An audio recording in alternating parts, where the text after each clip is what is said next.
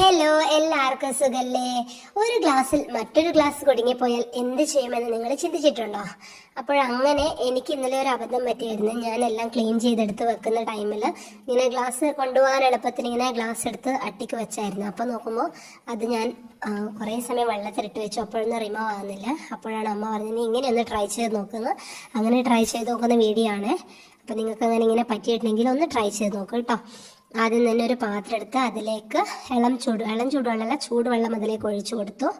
ഒരു ആവശ്യത്തിന് ചൂട് വേണം കേട്ടോ. അങ്ങനെ ചൂടുവെള്ളം ഒഴിച്ചു കൊടുത്തതിന് ശേഷം ഈ ഇങ്ങനെ കുടുങ്ങിപ്പോയ ഈ ഗ്ലാസ് എടുത്തിട്ട് അതിലേക്ക് ഇറക്കി വെച്ചു, ആ വെള്ളത്തിലേക്ക്. അതിനുശേഷം അതിൻ്റെ മുകളിലത്തെ ഗ്ലാസ്സിലേക്ക് ഐസ് ക്യൂബ് ഇട്ട് കൊടുക്കുകയാണ് ചെയ്തത്.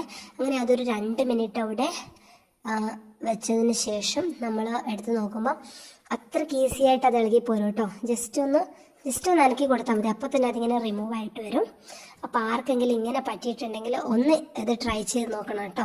അത്ര സിമ്പിളായിട്ടാണ് ഇത് ഊരിപ്പോകുന്നത്. നല്ലൊരു സൂപ്പർ ട്രിക്കാണ് കേട്ടോ. Thank you.